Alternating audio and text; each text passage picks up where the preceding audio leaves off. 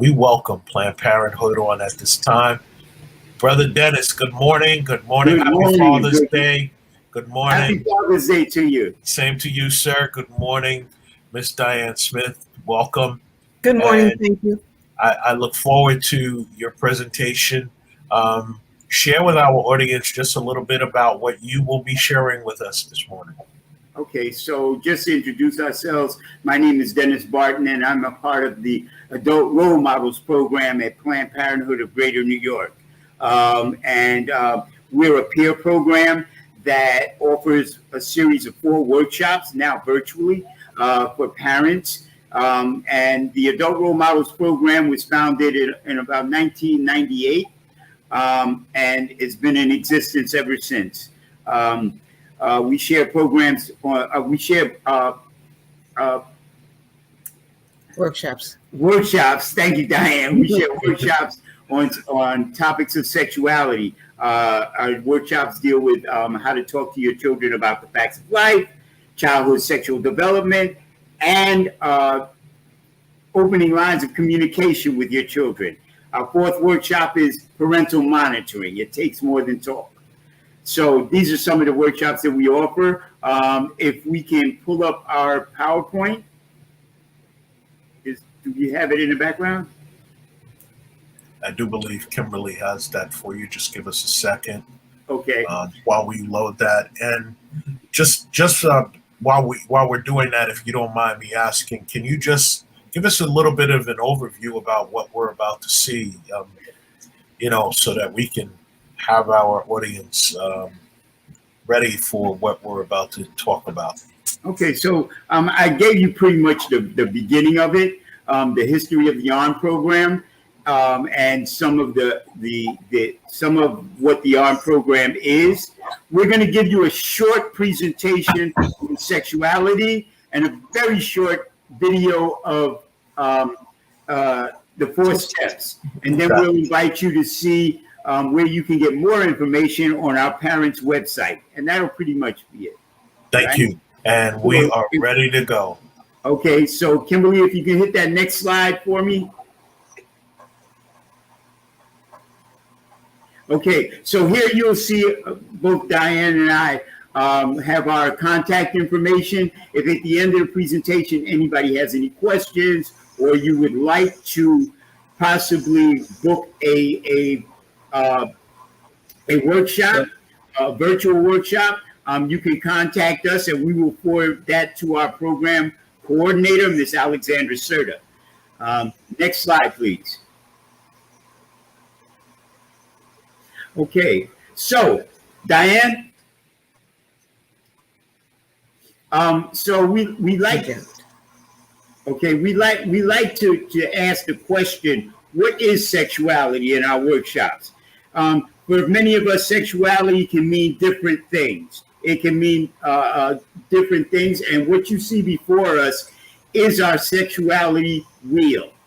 I wonder if Kimberly can click one time. Yes. Diane, can you read our definition of sexuality? Yes. Sexuality is more than sex. It is a physical, mental, emotional, and spiritual journey that spans an individual's entire life.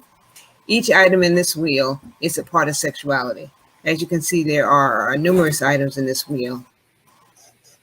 There are 8 items in this wheel, and these are all subject matter that have to do with sexuality. And clearly, we can see that sexuality is more than just a physical act of sex. And a lot of parents have begun conversations with their children, directly and indirectly, about sexuality. And I use as an example, body image. We've all talked to our children, encouraged them. My hair, I'm fat, I'm skinny, I'm this, and we're giving them positive reinforcement about who they are and their uniqueness. And in doing that, we're sharing our relationship as their parents. My love for you as a mother is different than my love for your father. We're talking about relationships, different types of relationships, and sexual anatomy. My body, the body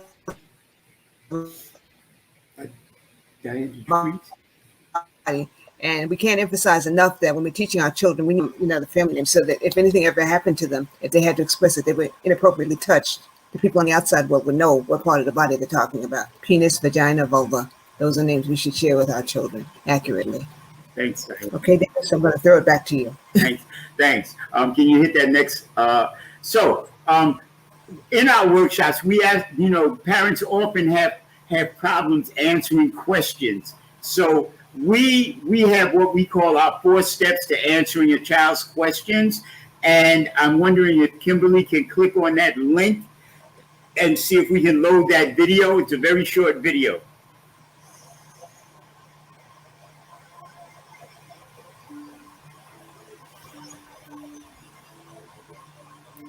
Have you ever gotten a question from your child about puberty, periods, or another sexual health topic and not known what to say? This great 4-step communication technique will help you respond to tricky questions. We call this technique 4 steps to answering questions about sexuality.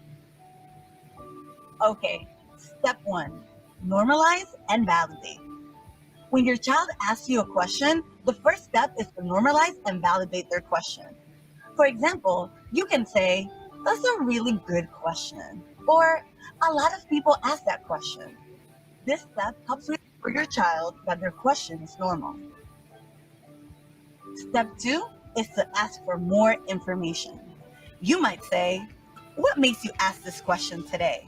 Or, "What have you heard about this already?" This step helps you find out how much information your child already has. It also gives you a sense of their understanding and language around the topic so that you can better answer their question. Steps 1 and 2 also have the added bonus of buying us some more time to think before we jump into answering. Okay, let's pause for a moment and see what steps 1 and 2 might look like on their own. Dad, I have a question. Why would anyone use tampons? That's a great question. Why are you asking me that today? Because there are tampons in the school bathroom, so I was just curious. As you can see, in step 1, we normalize and validate. In step 2, we ask for more information. Next, in step 3, we answer their question using accurate information and our values. Parents play a really important role in sharing information with and instilling values in their children. And finally, in step 4, we ask our child if they understood our answer. To do that, you might say, "What do you think about my answer?" Or, "How do you feel about my answer?" This last step helps you make sure that your child understood your answer. Now, let's take a look at what steps 3 and 4 might look like in action. Well, tampons, like pads, are used to absorb menstruation and blood. They're a safe option to use during your period. Some people use tampons when they go swimming or they're playing sports. Other people use them because they just prefer them over pads. Okay. Does that answer your question? Yes, thank you. Okay. Come to me anytime. Okay, so it may not always be that easy, but you get the idea. Let's watch one more example of what using the like all put together. Mom, what's with all this hair? That's a really good question. Why are you asking that question today? And it's all over my body. It's on my arms, it's on my legs, on my face, and even down there. I feel like such a freak. I'm sorry it's making you feel bad. So you want to know where all this hair is coming from all of a sudden? Well, yeah, I guess. And how about this? It's really normal to have hair growing in new places. It's because you're going through puberty. Puberty causes all kinds of changes in your body. Even though it's a healthy sign of you growing up, it can still feel like a lot that you have to deal with. If the hair bothers you a lot, we can talk about things that you can do to manage it, such as shaving. Does that help a little bit? Well, yeah, I guess. So maybe I'm not a freak. And we're gonna have to get that razor. Okay, baby, we can talk about that. Mom, I already told you I'm not a baby anymore. You're still my baby. So, the next time you get a tricky question, try using the 4 steps. To review, they are: 1, normalize and validate their question.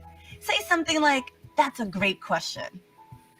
2, ask for more information. Try saying something like, how come you're asking me that today? Or, well, have you heard about that already?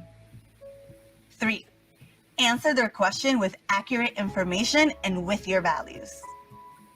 4, check for understanding. Ask something like, did that answer your question? Or, what do you think about what I said? And just in case you happen to be thinking, what if I can't remember the 4 steps? That's okay. The most important thing to remember when we're talking to young people about sensitive topics like puberty and periods is to use a warm tone of voice. How we say what we say is just as important as what we say. Remember the music of your message. When you hear a song you like, even though you may not remember all the lyrics, you remember the beat, the melody, and the way it made you feel. It's the same when we talk to young people about sexuality. They may not remember everything we've said, but they remember how it made them feel. And that determines whether they come back to us again. Oh, and one final tip for parents. Remember to respect the privacy of the young people in our lives. When they confide in us about something private, it's important that we don't go running to tell other adults in their lives without their consent. Respecting their privacy helps build trust. And when our children trust us, they're more likely to want to talk to us again. Makes sense, right?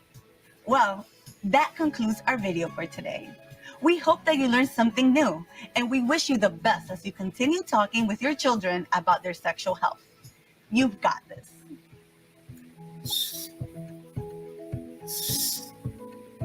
So I want to say that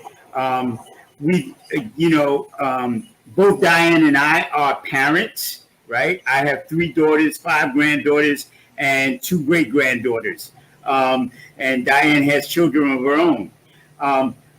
The techniques we just showed you, we actually use in our own lives. The Adult Role Model Program is a peer program.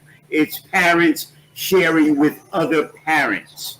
So this is not like we're giving you some hypothetical thing. We actually use these things. Mm-hmm. Go to the next slide, please. Thank you. If you'd like more information about Planned Parenthood of Greater New York, you can go to our Planned Parenthood webpage. I think we can put it in the chat for you. Diane, can you put that in the chat? I sure can.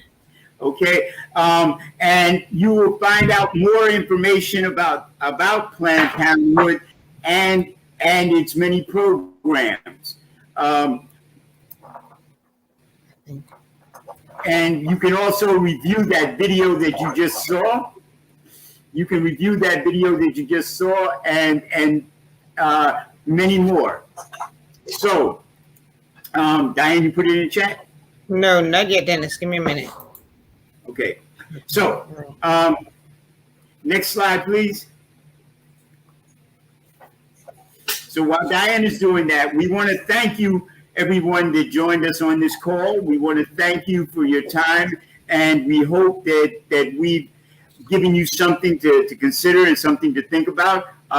Again, if you would like to schedule a workshop virtually or in person, you can contact Ms. Alexandra Serta, the ARM Program Coordinator. Her information is on the screen. And we just want to thank you. Yes, it's in the chat, Dennis. Okay. And Brother Red, I want to give you a shout out and say Happy Father's Day. And thank you for being one of our leaders at a young age. Yes. Thank you. I actually grew up in the Bronx. Okay. And so I think you were the precursor to our Teen Advocates program. Thank you. In the 80s. Yes. Yeah. So Yeah. my question, if I may, Yes. to both of you, because Dennis, one of the things you said is you clearly have women as girls. part of your life, all girls, all the way down. So as a man, a father, a grandfather, great grandfather, conversations like this, how do you have those conversations with them, from being like, I know the conversation I had with my daughter, and it did not feel good, right?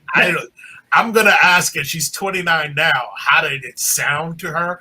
But I'm just curious as to how do you first try to take yourself out of you and your bias, and have these conversations with the girls in your life? It's about being open, and a lot of it is about listening.